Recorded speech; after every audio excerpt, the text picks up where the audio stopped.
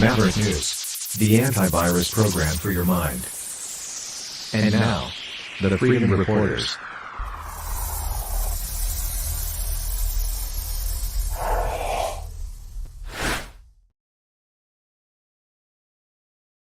Hey everybody, welcome back to the Maverick News Channel, and let's welcome our regular contributor, Kevin Michelizzi, back as well. Hello, Kevin from Crimea. How are you tonight? Hey, Rick, from the beautiful Costa Rican beaches and the wild monkeys. I'm doing well. Yeah, I'm glad to hear that. Thanks for coming in tonight. It's important to have you here to get your perspective and analysis with what is going on between Iran and Israel, and of course, the United States, Russia, the rest of the world, as a result of everything going on there. So I'm grateful for you coming in tonight. Yeah, thanks. Just crazy stuff. It certainly is, and scary stuff for everybody, because it's a major escalation that we've seen happen in the last 24 hours with these drone and missile strikes against Israel. You have, some pretty credible contacts. You get good information. What's your assessment of the success on either side of this battle overnight? Well, I think Iran had great success in what they intended to do. I would agree with a lot of analysts who are saying, gee, they didn't hit much, they didn't destroy anything, and, Israel, was the great winner here because they shot 99% of everything down. But, there's, everyone talks about how this was supposed to be an absolutely devastating attack on Israel because of the number of drones. I've seen numbers from 100 to 300 to 500 drones. People are talking about hypersonic missiles, and and that Western air defense saved Israel.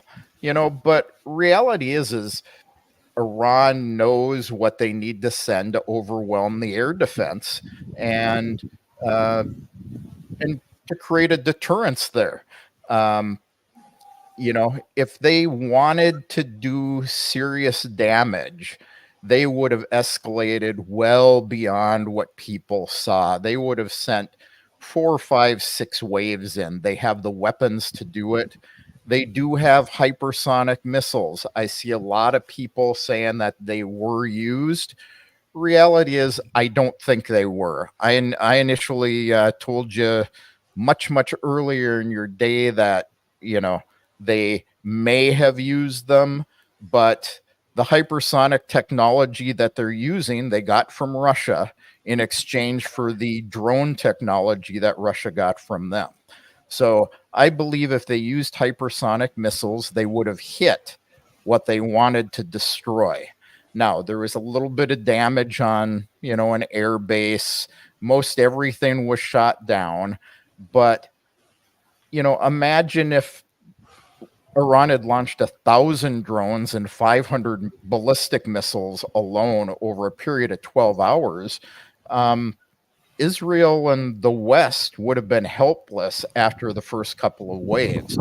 So I think Iran's whole goal in this was simply sending a message that we can halt your shipping, we can penetrate your air defenses, even when we've given you 12 days of preparation and foreknowledge of exactly when and where they were going to attack. Israel's known this. The United States intelligence released, reports that they were going to strike, probably tomorrow, going back a day. And so it's obvious they knew when Iran was going to attack. They had 12 days of preparation, and Iran very well could have overwhelmed them very easily. Yeah, so that's, I think, very insightful, and so you're saying that in your view, they're really trying to send a message more than inflict really serious damage. Why? Because they don't really want major escalation. Is that what's on your mind?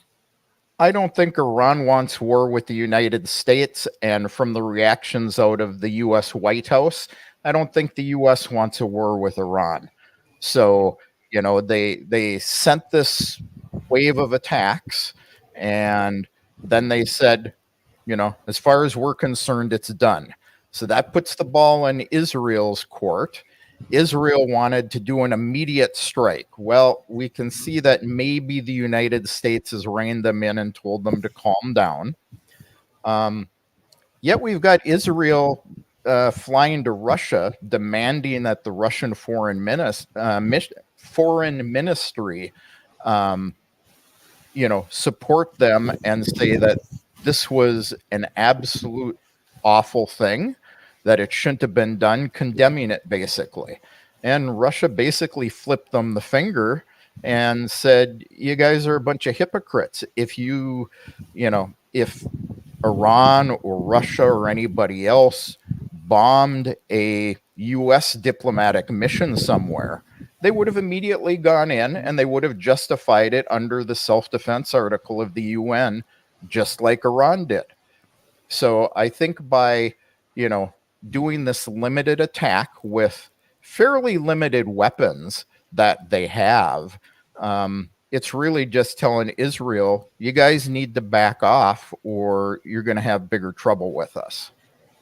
Yeah. So it was a good way to not escalate.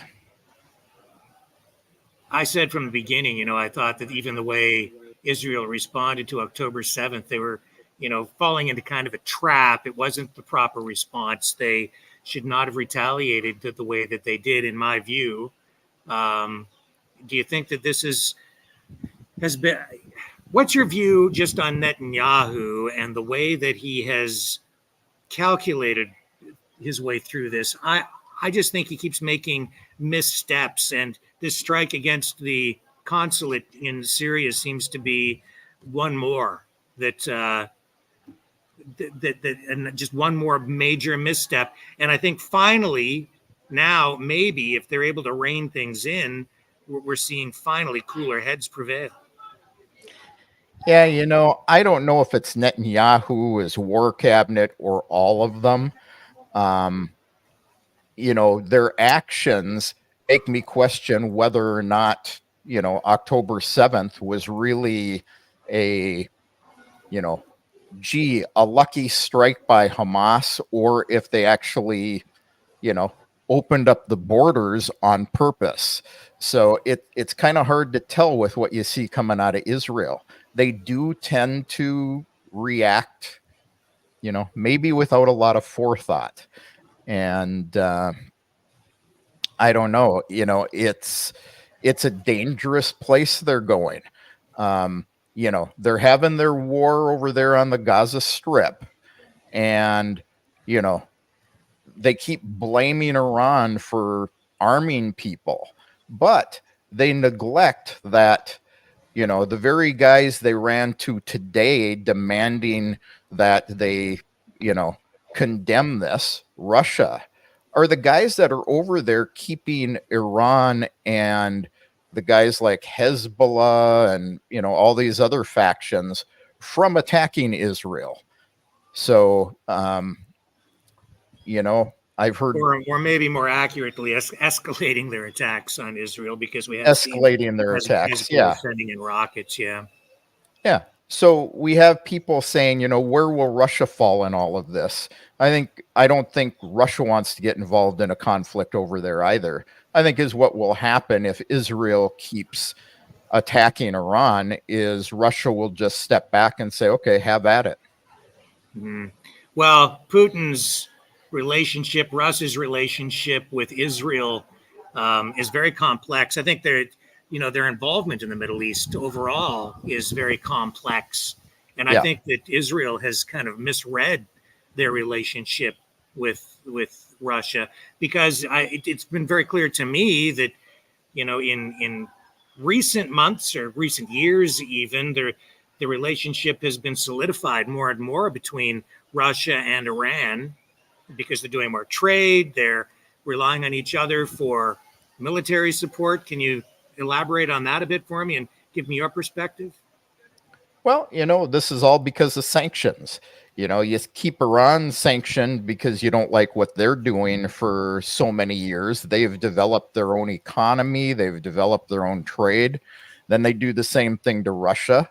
So Russia is going to, link arms with other countries and look at, a good many of the countries that Russia and Iran are dealing with right now have been countries that have been put under sanctions, and they're just saying enough. Um, well, we won't sell you computer chips so you can build weapons. Okay, well, we'll go to the guys who can build the computer chips. China, they're kind of playing both sides of the fence too. They look like Turkey to me. Erdogan plays both sides of the fence often. Yes. So I don't know. I think Israel has misread Iran. They've misread Russia. And quite honestly, I think with the statements coming out of the White House and their actions in all of this, I think they're misreading the support they have out of the United States as well. The Yes. United States said we want no escalation. Iran said we want no escalation. They made their hit. They said enough. And even though the United States is condemning the attack, they've said they won't get involved in retaliation if Israel retaliates against Iran. Right. So they're saying they will not participate in any offensive action against Iran. So if Israel decides to do that, it looks like they would be on their own. Yeah. I mean, the United States brought, more equipment, more ships and stuff in, and it's apparent, a lot of people thought they were preparing for war with Iran, but it's apparent that they brought it in just for defensive capabilities for Israel. Yeah. What do you make of that support that apparently came from the United States, from the UK, maybe some other nations as well in terms of air support? And there seems to be some murky, cloudy, shadowy support as well, maybe from some neighboring Arab nations, including maybe Jordan, that people don't want to talk about too much. And if that air support, I guess, came in to help shoot down some of these drones, but the reporting on it seems kind of odd to me, with this suggestion that these Arab nations that are sort of supporting, like maybe Jordan, it's got to be very obvious all the way around who was actually involved in the actions last night. What do you think of that? Yeah, I think it's very clear. I mean, Iran said, we're doing this. And they've been saying it for 12, 13 days now. So there's no question on that side. And, the West supporting Israel and helping them, shoot down drones and missiles. If it really actually happened, we see a lot of video of incoming strikes of Iron Dome going off. But, it's easy for everyone else to say, well, gee, we shot down all this stuff. Well, show me the money. So, Yes. so what was their involvement? Jordan, I think the king of Jordan is in a very tenuous situation in this country. His seat is not overly stable. He's trying to, play nice with his neighbor, with Israel, because, hey, Israel could start expanding into Jordan once they're done with Gaza and the West Bank. But he also has his people demanding that he do something for the Palestinians. So I think he's really trying to play nice on both sides. They closed their airspace, yet all these drones and missiles flew across their airspace with simply a, shame on you, Iran. It was really a weak reaction. Yeah. Everything seems to be getting more complicated, and it seems, and I even heard Alex Jones before the strike on an X Spaces talking about the complexities of the politics involved in suggesting that backdoor deals might even be going on between the United States and Iran. Maybe even a three-way deal between Israel, Iran, and the United States, if you believe in conspiracy theories, right? But to some degree, it makes sense because that the Biden administration does have sort of a quiet relationship going on with Iran, as so too did Barack Obama, which maybe isn't such a bad thing because it might help keep the peace, and that might actually be the case here. Yeah. It's hard to say at this point. It sure is, isn't it? It's the day of here or day of there and day after here. I think we need to see what Israel's next response is going to be before we can start, definitively saying this is what's going on. And I don't know if we'll ever know the truth. I'll be happy if people don't start nuking each other. Oh yeah. And it seems that, this is why I think your analysis, Kevin, is probably the best that I've heard or read anywhere since, in the last 24 hours is, if Iran had inflicted really serious damage in this strike, it almost would have forced the United States to take major retaliatory action. So I think you're right. I don't think that was the intent. Yeah, even if the United States didn't take retaliatory action, it likely would have caused Israel to, which then the United States is between a rock and a hard place again. So then they're forced into an election year war that Biden doesn't want. So, right. Yeah, Lori's out there. She was asking, how does Russia respond every time Ukraine attacks Crimea with drones and missiles? Well, I think it's a little different situation. Israel attacks with, well, I don't know. I guess it's pretty similar. Israel blows up their consulate, and Iran throws a bunch of stuff back at them, and then sits back and says, "Okay, now stop." Until it happens again. And I guess I see similar things between Russia and Ukraine when they attack Crimea. They shot 5 drones at us, night before last, and no retaliation. So there's 5 drones here, 6 drones there. They sink a ship, and it's all done and over with. They blow up a concert hall, and it's, they get a retaliatory strike. So I see similarities and differences, Lori. Just to kind of sidetrack a little bit. Yeah, but and I think that there, is some connection between, the two wars because of the relationships between all the countries. It's just, I think we're in a third world war, and these are the centers of it. And so in that way, I think they are related, though. Yeah, and you have the same politics going on in both of the wars, and even you look at the United European Union against Russia over Ukraine, and even they're not united. NATO's not united. As big of a front as they try to put up, and all the propaganda they're putting out saying, we stand as one.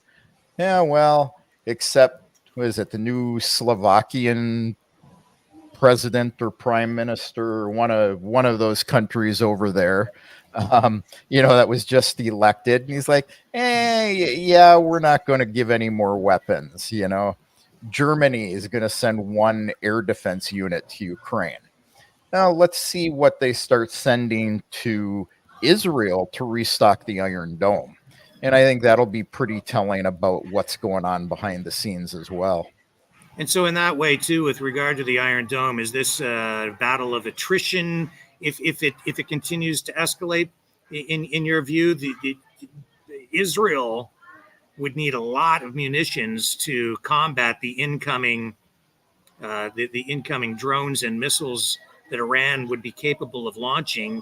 And even in terms of cost per drone taken down, proportionally, it's going to cost a lot more to shoot the things down than it's going to cost to send them in. Yeah, I mean, the reports I'm seeing is that that Defense of Israel last night cost upwards of over $1 billion in munitions alone, and so what is that per drone? Off the top of my head, I don't know. It should be easy math, but so. Well, so some of those drones, you could send drones in that cost only thousands of dollars each, and you might have an F-35 up there providing air support and, firing off munitions to take that thing out. It could cost, I don't know how much. I'm not an expert on the cost of shooting down a drone, but it can't be cheap. Well, I just took $1 billion and divided it by 200 drones. That's 5 million a drone. Yeah. And how much do they have stocked up? It was great to defend 300 drones, but again, now they've got a break. They can restock from other countries that will magically find the air defense systems and missiles for Iron Dome that they don't have to send to anybody else. And but if you doubled or tripled or quadrupled the number of incoming drones and missiles, and I'm telling you, I don't care what anyone says, the hypersonic missiles were not used. The technique that Iran used is very modern Russian warfare. Overwhelm them with drones, send in some missiles, and if they can easily deplete those air defenses with massive swarms of drones, and those hypersonic missiles can't be stopped. Yeah. Ukraine has never been able to shoot a hypersonic missile down. Yeah, send in swarms and swarms of drones to just soften up the dome, and then send in the high dollar missiles afterward when they are much less likely to be shot down. Yeah, and if nothing else, to identify where those air defenses are. You didn't see them striking air defenses last night. You saw them striking military bases. So again, they could have easily said, we sent these drones here. This is where the air defense is fired from. And these Kinjal, or I don't know what the Iranians are calling them now, hypersonic missiles, they can retarget them in flight. So, they could take out a complete air defense battery in a matter of minutes or seconds while they're reloading. And to pivot back to China, I know that China has come out and said they're not going to condemn the actions of Iran. So that's significant as well. And I think it further illustrates, and I'll get your comment on this, further illustrates the foreign policy of the United States, sort of pushing Russia into the arms of China and Iran into the arms of China. And this axis or alliance, however you want to characterize it, of these countries coming together. And this seems to have solidified that kind of relationship. Yeah, what's been going on since Trump was president? Well, we're going to, they didn't call it imposing sanctions on China, but additional import tariffs. What are they? They're sanctions. And I think China looked at, the West sanctions everybody that doesn't do what they want, doesn't drop into line, and we don't want to be in that position. So really, did the United States force Iran and Russia and these guys into China's arms, or did they force China into the other guy's arms? Yeah, I don't think any of this had to go down this way at all. It's these crazy policies of, I would say, overconfidence, arrogance on the part of the United States, and the way that they used the U.S. dollar, the might of the U.S. economy to try to force their will on other countries, and a huge miscalculation. Yeah. Um, you know, again, I go back to lack of diplomacy. Who are the diplomats in this? You've got Russia sending troops to the border with Israel, saying, Iran, you guys, stay back a little bit. They're the ones who talk with everybody.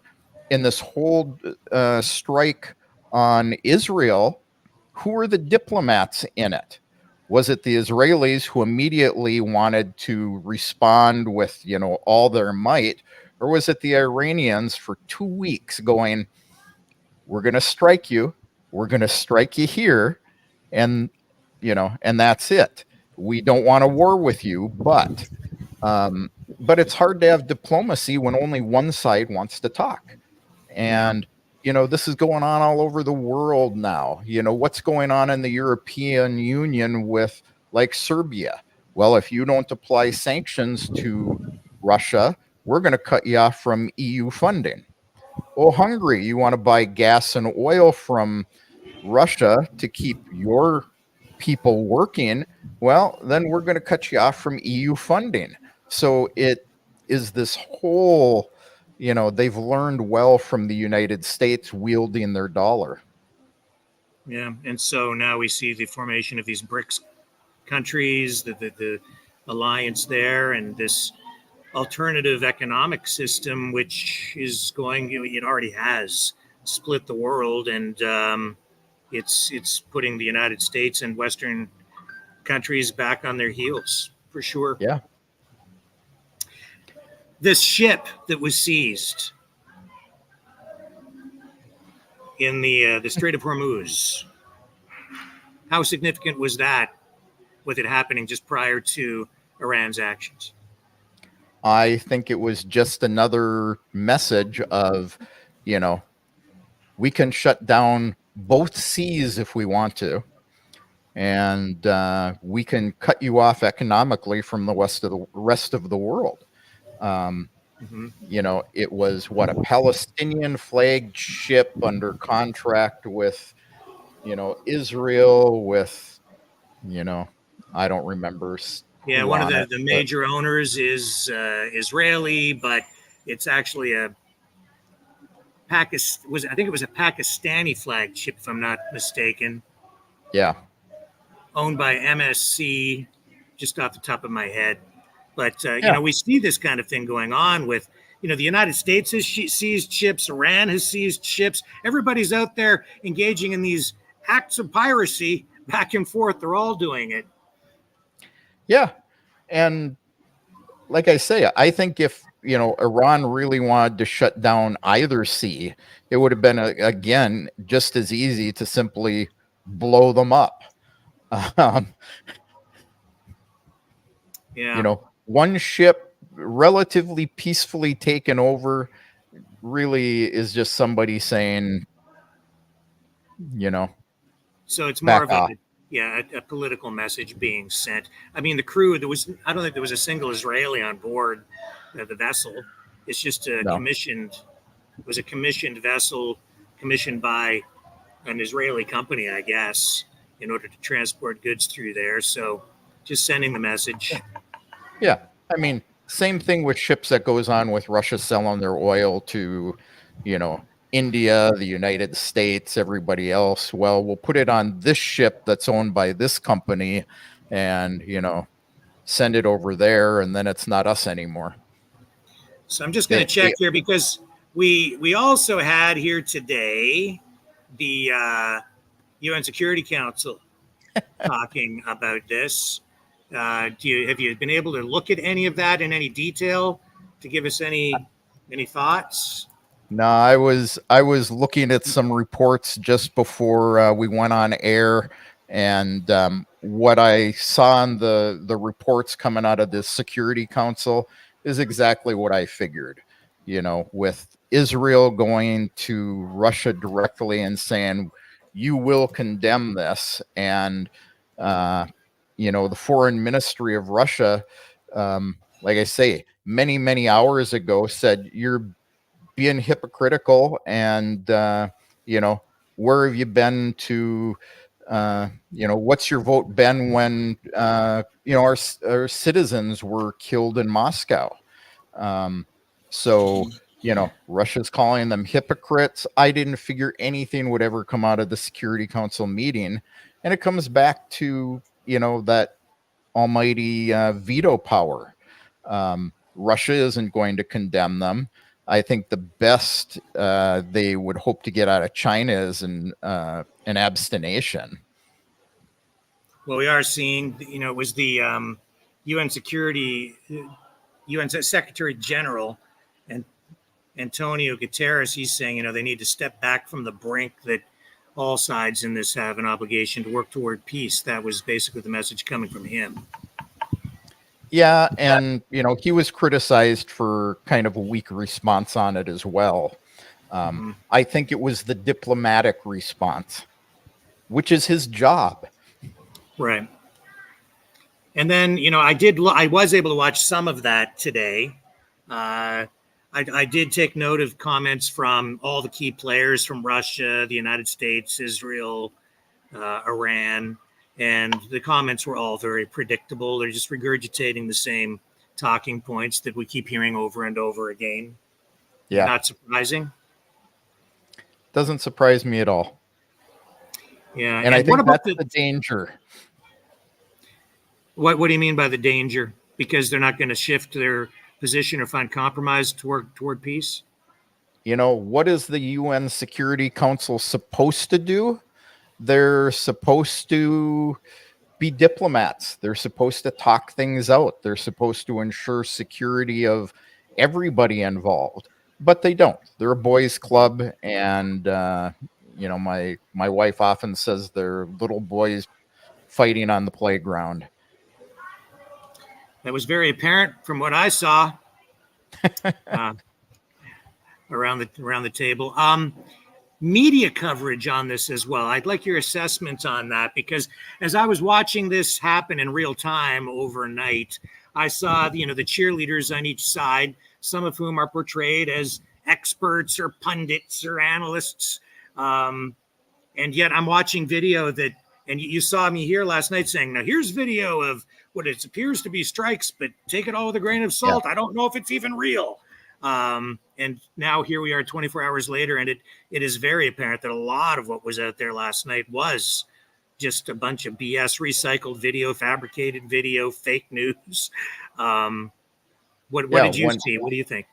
When I got up in the morning, I looked at the Israeli reports, and they were, the big, gee, we had 99% success. They can't touch us. And I went over and I looked at Iranian reports, and they're like, great devastation. And, it's like this airfield. Israel says very little damage. Mm-hmm. Iran says they put a missile slap in the middle of the runway. I haven't seen anything that has shown a hole in the middle of the runway.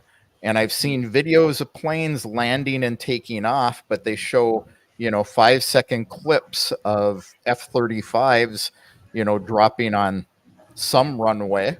Where's the proof? Exactly. Yeah.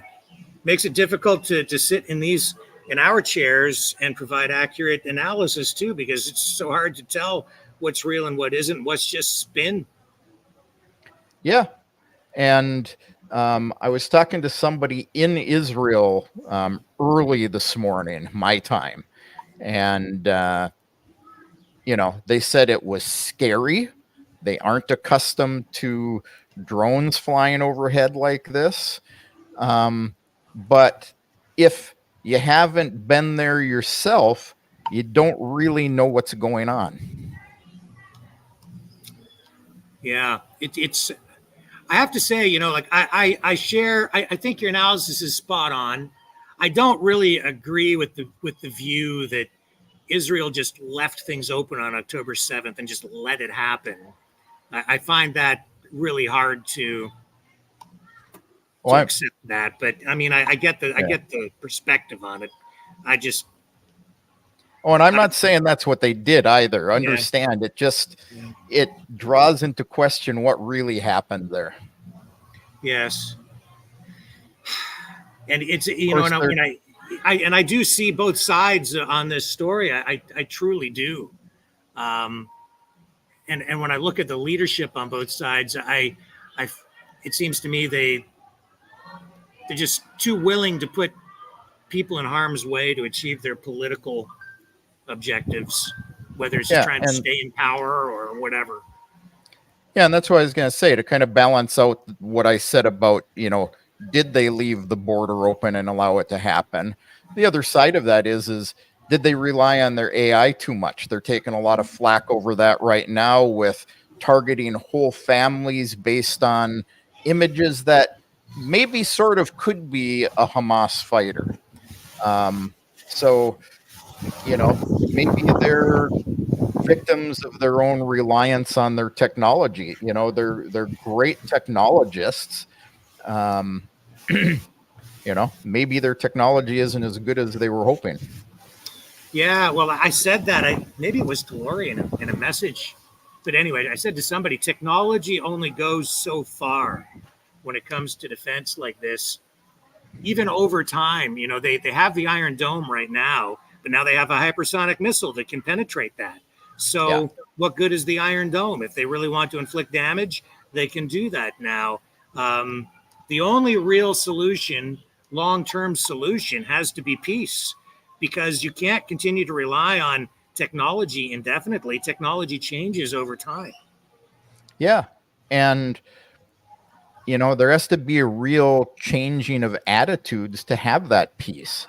I've got friends from Israel who, should be able to think with more of an open mind and talk about having open minds, yet they're constantly, Israel had no choice with Hamas. We're constantly under attack from them. They're constantly, ambushing us. And on the other hand, they don't look back at themselves and realize that they're constantly jailing Palestinians for pretty iffy reasons. They're, killing Palestinians as well. So I think there's a lot of one-sided thinking going on in these conflicts. Yeah, I'd say one-sided thinking maybe on both sides, which makes it very difficult, to get to the table and come to resolution on this in a peaceful way. It's extremely troubling. What do you think Israel's going to do? Any predictions? I have no idea.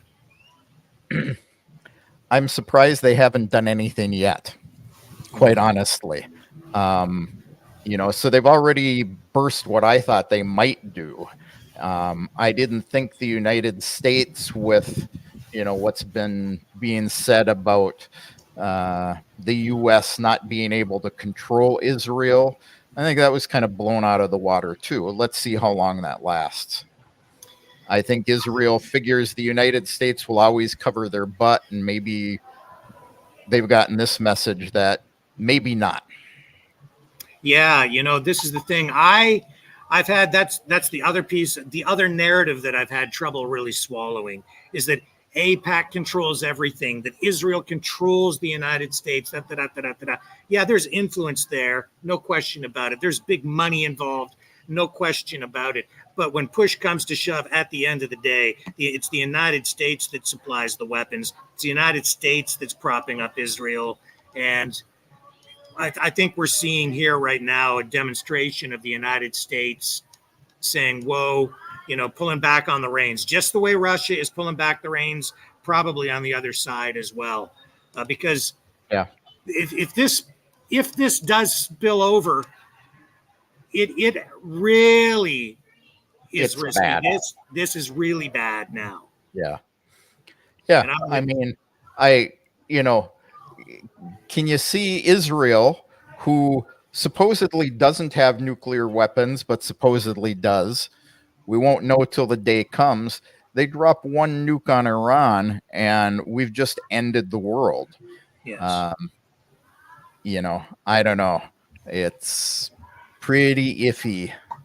And because the Iron Dome, the integrity of that, the effectiveness of it now seems to be in some question if they really do have the ability to overwhelm it with just sheer numbers. Then already we're into a situation of extreme risk and degradation. Like it could easily spiral out of control if Israel feels that there's an existential threat to its very existence, right? Like they could go to that Yeah. option very, very quickly now. Yeah. Well, it goes back to what Lori was saying about Russia and Crimea. It's. I think this is a technique that Iran learned from Russia. I think there were consultations that went on, and Russia said, "Look, this is what we do. It's successful with Ukraine. They had a bunch of air defenses. We overwhelm them. We take out their air defenses, and this could have been a move it from that part of the world to my part of the world, and just too many similarities. It's warfare now. The Iron Dome was a great idea. The Patriot missile system was a great idea. They can't, deal with these, $1,000 drones coming in mass waves. Yeah, unfortunately, the war hawks, the saber rattlers out there, I think that they misread what that technological advantage on the defense side really provided for them, which really technology like that buys a nation state and an alliance of nation states time to broker peace without mutually assured destruction. But as soon as you gotta talk, right, you have to sit down and talk, not sit there and say, now we have the edge, let's take advantage of it and push forward and exert more force. No, that's not the purpose, the proper purpose or proper use of an edge militarily and on the technology side. They misused it, and now we've run out of time. Yeah, you show up at a gunfight with a knife, and you take a couple of slashes at the guy with the gun. Eventually, he's going to shoot you. You don't keep slashing at him. Yeah. Oh man. Well, I don't know where else to go with this, Kevin. I just I just see that if Israel does retaliate, Iran has said it's over. We're not going to do anything more. So unless you strike us, unless you attack us again, we're not doing anything. And yet here, I know that even on CTV Question Period today, which is it's not in the House of Commons, but television program, Sunday afternoon analysis thing. Mm-hmm. We had an Israeli official again saying, "No, we're gonna do something. We're gonna respond." That to me scares the living daylights out of me. Yeah, me too. Because Iran is kind of like Vladimir Putin. If they say we're going to do this, they will do it. And they've said they will strike quickly and with much greater force. And I don't know. Yeah. And I think, it's fair to say, too, that I hope Iran and Russia don't underestimate the amount of power that there is on the other side, too, because if there's escalation here, the other side is going to escalate. The United States has a lot of firepower, too, man. And this is the risk. Yeah.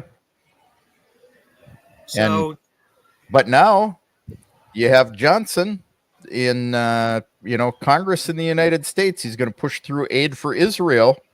Can't get that aid out for Ukraine, but he's going to separate it and send it to Israel. So let's see what happens there too. Yeah, don't strike Iran. We won't help you. But here's a whole pile more of missiles and stuff. Which brings me to Trump, who said that he could end the war in Ukraine in a day. And when I look at what he's proposing, which is basically stop fighting now, let Russia keep what it has, I'm sitting back and I'm thinking, yeah, that's probably about right, because I don't think Putin really wants any more of the territory. He probably, if they asked for a peace deal, I think he'd probably give it to them right now. makes a lot of sense to me. He's been criticized for saying what he said. Zelensky has come out and said, that that's not an option for Ukraine. I think Zelensky needs his head examined. Take peace while you can get it, I would say. What's your assessment of where Trump comes down on that? Reading Trump is kind of like trying to read Netanyahu. He could end the war in Ukraine in 24 hours, but we're going to stand behind Israel 100%. Mm-hmm. So, he's criticizing Biden for, not being tougher with Iran. So, if he doesn't start a war in one place, or if he ends it in one place, he's just as likely to start it in another place. I think he's another one of those guys who makes decisions without thoroughly thinking them through. Mm-hmm. And it makes me wonder if his mind is all there at his age too. I agree with that. Some of these, I think, even with RFK Jr., I have to say, I think sometimes he makes the stuff up as he goes along, or he's trying to figure it out on the fly. All three of them, Biden, I don't think he's figuring anything out. I think he's just regurgitating words that they tell him to say or put down on a little note card that he takes out to speak. When he can read them, yeah. So, it's clear that all these guys have people behind the scenes who are putting words in their mouths, I would say. I don't know, Kevin. I'm worried, but at the same time, I look around me here and everybody's kind of like not even talking about it. Disengaged. So maybe because we're living in this information world, maybe we're hyper focused on it to a point where it's a bigger deal to us than maybe it needs to be, or maybe these people around me in this world need to wake up. What do you think? I don't know. I see the same attitude here. People just don't seem to care. That's, what will happen. Again, my lovely wife says it's just, Russian attitude, their stoicism, and, when your day comes, it comes. But it seems like there's an awful lot of people out in the world that have that attitude right now of, we're okay. I'm not going to worry about it. That's going on over there. It won't affect me. I can't understand that thinking, but like you say, maybe it's because we're in it every day. Yeah, you do tend to get caught up in this world, this information, and and within our own bubbles as well. It's says the guy streaming while he's on vacation in Costa Rica. Says the other guy who's up at 3:00 in the morning. Yeah.